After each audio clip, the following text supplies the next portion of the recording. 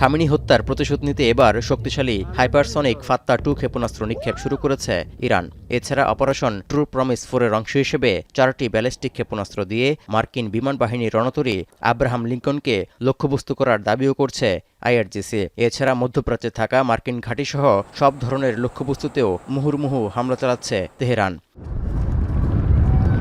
নতুন করে অধিকৃত জেরুজালেম, তেল আবিব, হাইফাসহ ইসরায়েলের দিকেও বৃষ্টির মতো ক্ষেপণাস্ত্র নিক্ষেপ করছে ইরান। তেহরানের এসব হামলায় প্রাণ যাচ্ছে মার্কিন সেনাসহ বহু ইসরায়েলির। হচ্ছে ব্যাপক ক্ষয়ক্ষতিও। যুদ্ধে জড়িয়ে পড়েছে ইরান সমর্থিত লেবাননের হিজবুল্লাহ ও ইসরায়েলি বাহিনীও। ফলের নির্যাস ও দুধের সমন্বয়ে পোলার টর্নেডো গ্রিন অ্যাপল আইসক্রিম। মন ভালো থাক। এদিকে ইরানেও যৌথ হামলার মাত্রা বাড়াচ্ছে যুক্তরাষ্ট্র ইসরায়েল। অভিযোগ উঠেছে বেসামরিক স্থাপনাকেও লক্ষ্যবস্তু করার। এরই মধ্যে তেহরানের গান্ধী হাসপাতালে চালানো হামলায় ব্যাপক ক্ষতিগ্রস্ত ও হতাহতের শঙ্কা করা হচ্ছে। এমনকি সামরিক স্থাপনা, একটি পুলিশ কার্যালয়, জাতীয় রেডিও ও টেলিভিশন সদর দপ্তরেও ইসরায়েলি হামলায় ক্ষতিগ্রস্ত হয়েছে বলে খবর পাওয়া গেছে।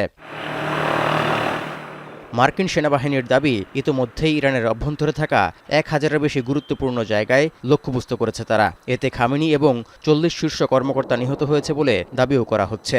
এ অবস্থায় ইসলামী প্রজাতন্ত্র উৎখাত প্রত্যাশী ইরানিদের সুযোগ কাজে লাগানোর আহ্বান জানিয়েছেন মার্কিন প্রেসিডেন্ট ডোনাল্ড ট্রাম্প। এমনকি সব লক্ষ্য অর্জন না হওয়া পর্যন্ত ইরানে নজিরবিহীন শক্তিশালী হামলা অব্যাহত থাকবে বলেও হুমকি দিয়েছেন তিনি। Combat operations continue at this time in full force, and they will continue until all of our objectives are achieved. We have very strong objectives.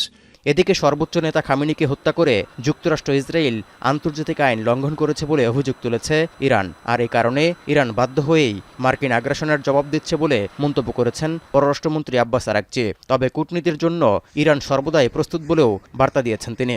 Iran has been always open to diplomacy, and I think we have a very good record of that. Contrary to Americans, that their record is very bad and very negative.